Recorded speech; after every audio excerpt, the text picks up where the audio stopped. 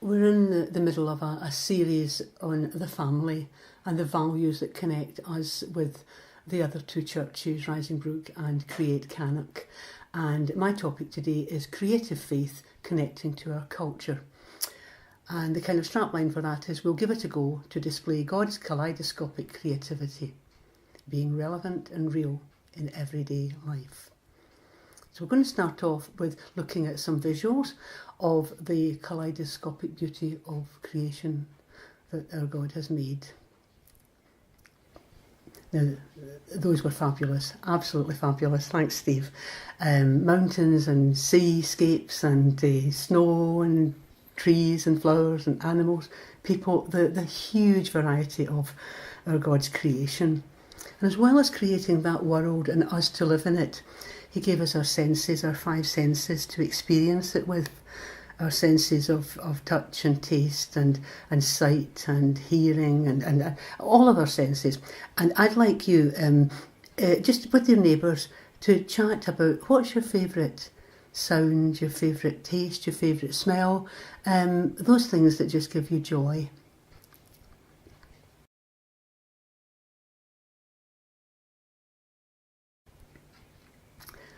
Okay, we've got the smell of bacon cooking, the smell of new baked bread, the taste of bacon, the sky at night and all the beautiful stars, the sound of bird song, the sound of the sea, all of those. So God gave us our senses to be able to really enjoy the world that He created.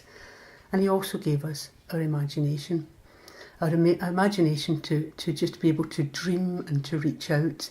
And it's funny that this morning when Brenda was speaking about Macedonia, she mentioned a verse from Ephesians, which I've got written down here. God can do immeasurably more than we ask or think. And so let's not limit God with small dreams and little plans, because He can do just so much. And as we look to reaching out into our community, just let's dream and plan amazing things.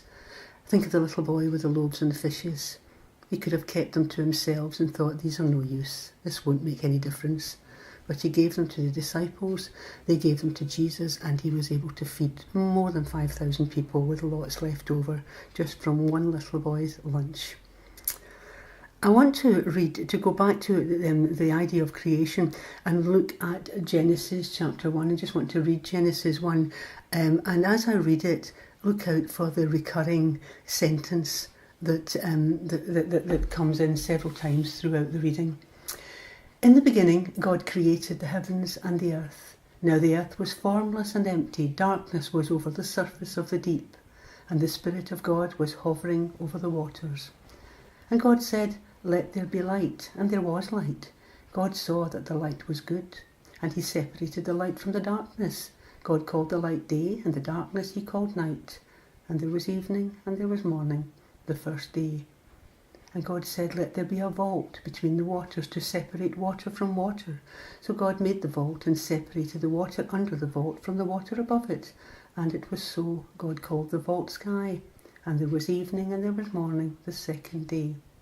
And God said, let the water under the sky be gathered to one place, and let dry ground appear. And it was so. God called the dry ground land, and the gathered waters He called seas. And God saw that it was good.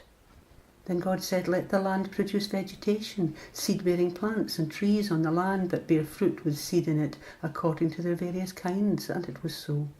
The land produced vegetation, plants bearing seed according to their kinds, and trees bearing fruit with seed in it according to their kinds. And God saw that it was good. And there was evening, and there was morning, the third day. And God said, let there be lights in the vault of the sky to separate the day from the night, and let them serve as signs to mark sacred times and days and years. And let them be lights in the vault of the sky to give light on the earth. And it was so. God made two great lights, the greater light to govern the day, and the lesser light to govern the night. He also made the stars. God set them in the vault of the sky to give light on the earth, to govern the day and the night, and to separate light from darkness. And God saw that it was good. And there was evening, and there was morning, the fourth day. And God said, let the waters teem with living creatures, and let birds fly above the earth across the vault of the sky. So God created the great creatures of the sea and every living thing with which the water teems, and that moves about in it according to their kinds, and every winged bird according to its kind. And God saw that it was good. God blessed them and said, be fruitful and increase in number, and fill the water in the seas, and let the birds increase on the earth. And there was evening and there was morning, the fifth day. And God said, let the land produce living creatures according to their kinds, the livestock, the creatures that move along the ground, and the wild animals, each according to its kind. And it was so. God made the wild animals according to their kinds, the livestock according to their kinds, and all the creatures that move along the ground according to their kinds. And God saw that it was good. Then God said, let us make mankind in our image, in our likeness, so that they may rule over the fish in the sea and the birds in the sky, over the livestock and all the wild animals, and over all the creatures that move along the ground. So God created mankind in his own image. In the image of God he created them. Male and female he created them. God blessed them and said to them, be fruitful and increase in number, fill the earth and subdue it, rule over the fish in the sea and the birds in the sky, and over every living creature that moves on the ground. Then God said, I give you every seed-bearing plant on the face of the whole earth, and every tree that has fruit with seed in it. They will be yours for food. And to all the beasts of the earth, and all the birds in the sky, and all the creatures that move along the ground, everything that has the breath of life in it, I give every green plant for food. And it was so. God saw all that he had made, and it was very good. And there was evening and there was morning, the sixth day. Thus the heavens and the earth were completed in all their vast array. By the seventh day God had finished the work he'd been doing. So on the seventh day he rested from all his work. Then God blessed the seventh day and made it holy, because on it he rested from all the work of creating that he had done. And so you'll notice perhaps as I read, God saw that it was good, and God saw all that he had made, and it was very good.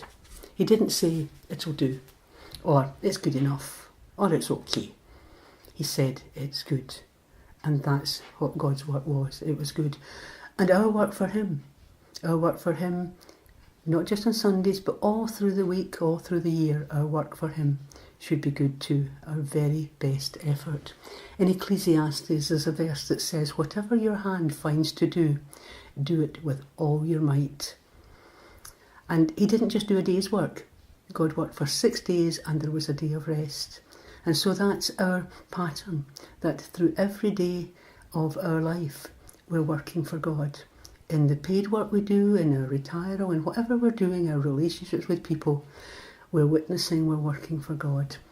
And so it should be good in church, communities beyond, wherever. In Galatians, there's a verse in chapter 5 of Galatians that says, the only thing that counts is faith expressing itself through love. And that should be what motivates us. First of all, because God loved us, so we love him in return, but then that love spills out into the communities where he has put us. Our faith is expressed through love. And later on in that same chapter of Galatians 5, there is the reference that Ben spoke about last week about the fruit of the Spirit. The fruit of the Spirit is love, joy, peace, forbearance, kindness, goodness, faithfulness, gentleness, self-control. And it's the fruit of the Spirit, it's not fruits. And I have a satsuma to show you. It's one fruit with lots of segments. And we can't just pick and choose. It's not pick and mix. It's all of those things. But notice that the first of those, the fruit of the Spirit, the first of those is love. And that must motivate all we do. Paul goes on more about that in Colossians 3, where he says, as God's chosen people, holy, dearly loved, clothe yourself, put on compassion, kindness, humility, gentleness and patience. Bear with one another and forgive one another. If any of you has a grievance against someone, forgive as the Lord forgave you. And over all of these, the outer garment is put on love, which binds them all together in perfect unity. And you know, it's important that we as a church community have this love for one another, because if we don't have love for one another, then what are people going to see as they come into this place? Or as we go out of this place? They need to see us loving one another. They need to feel kind of attracted by that, so that they can be included in this family of which we are a part, God's family. So faith is expressed through love. Faith is expressed through what we do, because we're made in the image of God. So our creativity, our imagination, our effort, our application, it's all worship and witness to our creative God. Before I retired, I was a teacher, and folk knew I was a Christian. And for me, it was really important that in my witness to God, in my daily working life, I should do my very best. Best effort, high standards for me, high standards for my pupils. In my pastoral role, I knew that a lot of pupils had real difficult lives at home, difficult things to deal with, but it wasn't enough for me to think, oh, they can't do much, they've got problems. I wanted to set high standards so that they could achieve, so that in the classroom they could feel that they were doing well, that they could gain qualifications that would take them out of their circumstances. And so for me, it was being the best that I possibly could be, being on time, being prepared, doing lessons creatively, encouraging youngsters, all of that to the best of my ability. And before that, as a student, I had lots of Saturday jobs. I worked in Woolworths, if anyone can remember Woolworths. I worked in factory canteens, in the post office sorting office. And in all of those places, I knew people were watching. And it wasn't enough just to speak of my faith. I had to live it out as well and do as best I could. And I was aware of that at one point, over a couple of years as a teacher, because we had some sixth form students who were young Christians, and they were so great. They were good students, they worked hard and so on, but they did far more than that. They volunteered, they were responsible, they were reliable. And on one occasion, a member of staff said, "What is it with those kids? Why are they so good? Why can we rely on them? Why do they do so much so willingly?" And we were able to say, they're Christians. They're Christian young people. They do all sorts of things in their churches, and they want to do stuff out here in school, working with young people, mentoring them, involved in clubs, all sorts of things. And it was a real witness to their faith that they lived it out. Because our life is whole life discipleship. It's not just Sunday discipleship. We need to be as passionate about Jesus in Costa or at a football match as in a prayer meeting. And that can be a challenge, but our actions must match our words. I once knew a man in my church, a man in my home group, and he worked in a hospital in Glasgow on the maintenance staff. And he was very vocal about his faith. He used to buttonhole people, "Are you saved, brother?" that kind of thing.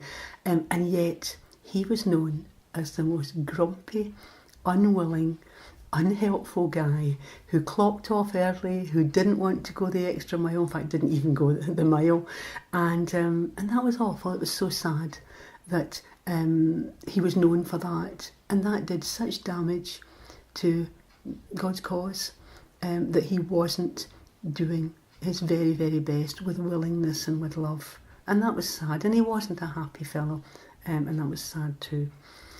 Our creative God has made us all different personalities, different gifts, different abilities. That can be hard. It can be hard even in the church, living with people who think differently from me, do things differently from the way I think they should be done. And for all of us, we're thrown together in this mix, just like the disciples were, all so different from so many different backgrounds. But that's what we are. We're family. And families are different. Families are not easy sometimes. But as a church, we are family, and working together, supporting one another, loving one another, doing what we're good at, each of us, and allowing others to do that is really important. And in that way, we can succeed in our community as we reach out, relating across different types, different generations, different classes. We're here as a loving family and reaching out to others, welcoming in to be part of that same family of God. And when we reach out to others, we need to do it relevantly to those like us, to those who are different. We need to be real, we need to be authentic, but we need to be relevant to those we want to reach. we honour God as we worship him in our day-to-day lives with authenticity and demonstrate to others that Christian faith is relevant, it's accessible, and it's real. Not everything in our culture and its politics and art and industry and expression is good, but it's the context in which we express our faith, our belief, our worship. So we need to go with that. So as Christians, our language, our music, our mission needs to be culturally relevant to others, taking account of their age, their background, their needs, whether that's here or abroad. Mission's for all of us, because we can all relate to someone, to people out there, people who come in. Mission here and abroad is not just for pastors, for teachers, for musicians, it's for everyone. I remember once I was about to go to Lebanon with a group from my last church, and one lady, we had a kind of relation, like we have with Gambia, a relationship with a community of, we worked with Bedouin people in Lebanon, and one lady had been on more than one occasion, and her husband, a bright, clever man, just said, what could I do? I couldn't do anything there. And he was persuaded to go. And we were staying in a block of flats as a group, and others had been there before us who were working with the missionaries. And one day, we'd all gone out to do our various things, and Donald was still back at the flat. And he was able to chat to a man who lived in that block of flats, a man of his own age, man in his 50s, and they had tea together and they sat and they chatted, and Donald was able to share his faith, share why we were there, allay the man's fears about what this group of foreigners were doing in his town, in his city. And I often think that what Donald did was more valuable than a lot of the stuff we did. And so he was able to relate to somebody like him, and all of us in our town, wherever we go, can relate to people. There are people like us, even although the language, the culture is different, there are people like us. As I said earlier, God gave us our individual personalities, our imagination, so let's not be afraid to be innovative as we reach out into our community with God's love. Some things will work, some won't, but we learn by trying and from our mistakes. I always used to think in teaching, it was fine for kids to make mistakes. I encouraged them to venture, to try, and if it was wrong, it was okay, because we learn from that, and it keeps us humble. There are lots of possibilities for us in this centre where God has put us, and in this town, if everyone does what they can. We need to be patient because things won't necessarily work quickly, and we need to back everything we do with prayer. We need to be willing to change, to alter things, to tweak in order to make things best. Last Friday I was at Little Bubbles, and that's been going in Manor Hill School where we used to worship for a number of years now. On Friday we had something like 35 children, 24 parents, mums and a few dads come by word of mouth, because obviously what we offer is what they want, and that has taken time to grow to that. But it's good and it works. And out of that, we've encouraged some of the parents to come to craft evenings, to our Summerfest, and so barriers are down and people are beginning to come. And I think we could do something similar in the place where we are now, here in this centre, something that meets the needs, because that group are looking for things to take their children to. They're open, they're willing, and we need to tap into that. We started the Evergreen group for older people, and it's slow, and maybe it's going to have to change as we look at what people really want to do there. But there are so many lonely people, so many older people who need companionship, who need love, who need a place to come, and so it's something to keep going with. It's important that we're also willing to be involved in the town and in its activities, and not just expect people to come here to things that we put on. It's important that we're involved with other churches. Last Sunday evening we had such a great time with people from other churches, and that was really good. Soon in March, there's the Women's World Day of Prayer event, and for some of our people to go to that and join with others because we're Christians together in the town. Let's look at our similarities and not our differences and work together as we witness for God. When I first came here, over 6 years ago now, one of the things that attracted me to the town was just the vibrancy, the fact that so much was going on. And we need to be able to tap into that and be part of that. I remember my first Christmas here, walking down the high street and being stopped by someone and offered a mince pie wrapped in a serviette which had the real Christmas story on it. And it was folks from St John's Church. It's where I first met Joe Yendel's mum and dad, giving out mince pies. And what's not to like about that? People always accept a mince pie. And that was just about being there and being the church on the street. The Advent windows in town. That's an amazing thing. I remember my first Christmas looking, it was in Dunoon mug shop, the window of the Dunoon mug shop, and there was an open Bible as part of the display, and the verse highlighted was, "With God all things are possible." And I thought then, wow, in the high street, in Stone, that text, that open Bible. And so it's about vision and innovation and doing things in order to be part of our town, being part of Stone Festival. I'll issue the challenge again, the go-karting race.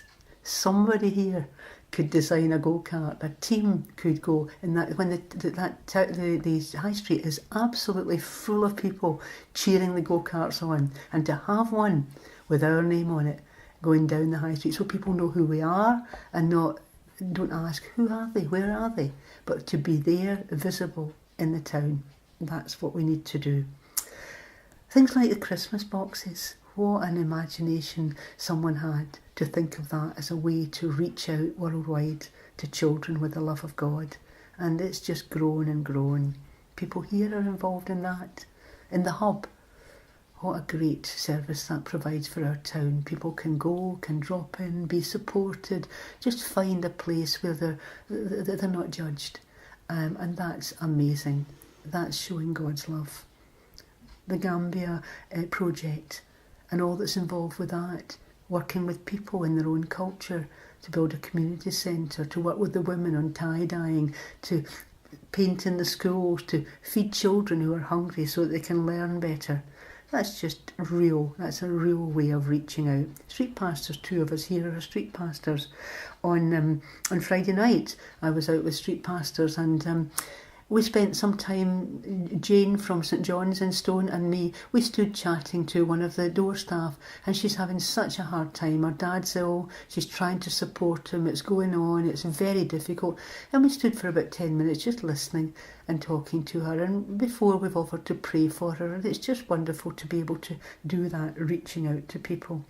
When I retired, I decided I wasn't just going to be involved in church activities. I was going to do lots of other things. So I help in a school, I do street pastors and various things. I go to a gardening club, I'm involved with my family.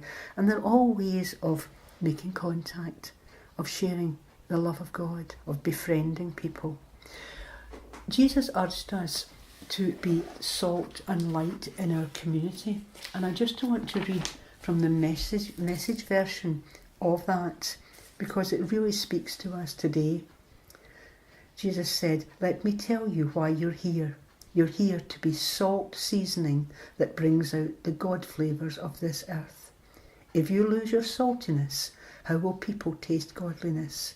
You've lost your usefulness and will end up in the garbage. Here's another way to put it. You're here to be light, bringing out the God colours in the world. God is not a secret to be kept. We're going public with this, as public as a city on a hill. If I make you light bearers, you don't think I'm going to hide you under a bucket, do you? I'm putting you on a light stand. Now that I've put you there on a hilltop on a light stand, shine. Keep open house. Be generous with your lives. By opening up to others, you'll prompt people to open up with God, this generous Father in heaven." Our lives should be seamless, where our faith, our work, our family, our evangelism are all one.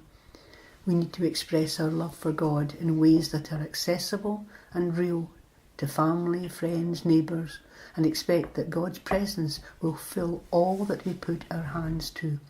Let's show the God flavours and colours to those around us. It's about being intentional in all we do. I follow a blog that's put out by the Church of Scotland, and at the beginning of January, this was what I read. It was to do with Martin's Memorial Church of Scotland. And the Church of Scotland are not always known for being outgoing. Sometimes they're much more about the roof fund and so on. But this was Martin's Memorial Church of Scotland in Stornoway on the Isle of Lewis. Now, if you know your geography, the Isle of Lewis is as far north as you can get, northwest coast of Scotland. It's one of the Western Isles. And it can be known for being quite insular, island, quite inward-looking, quite Calvinistic. But this is what they put on the blog. The opportunities are endless, and our communities are just waiting for the church to look outside its walls and reveal the heart and love of Jesus. We've not been content to sit back and wait for young people to come to us, as we know that simply doesn't work.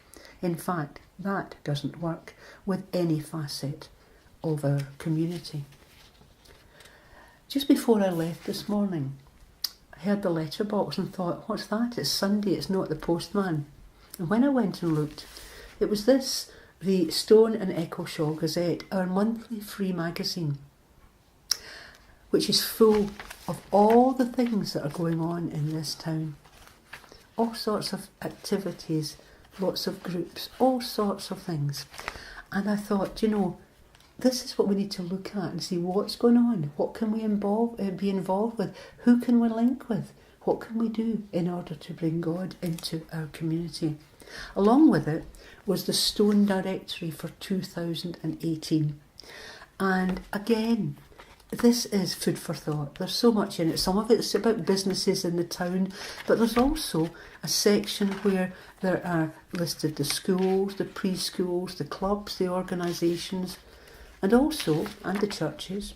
And as well as that, there's a section which gives us pictures and details of all of our town council here in Stone. These are books that can help us as we pray into our town, pray into what God wants us to do, and find ways of supporting what's already here and being part of our community. So very much about sharing our faith in a culturally relevant way and being those innovative, creative people that God has made us to be. At my poetry group a couple of weeks ago, someone read this poem and I asked her if I could use it because it's about creation, and I was able to say to her, I'm speaking at my church about our creative God and about how we can be creative in reaching out to others, so please can I use it? So she gave me this copy. Forget the mysteries of the universe. Why does the heart beat or lungs breathe without conscious direction? Why do plants inhale carbon dioxide and exhale oxygen, while man inhales oxygen and exhales carbon dioxide? Why strive to live, to succeed? Why try to evolve instead of drifting? Why build churches with reverence? Why do salmon leap the falls? Why do plants offer fruit to animals that then plant the seed at a distance? Why is there rapturous music and breathtaking art? Why is there so much beauty in the singing voice, the sunset, in a mountain top kissed with snow, in the eyes of a devoted dog, in the shy smile of a child? Why do we pray in extremis? Why does all this come to pass if there's no God?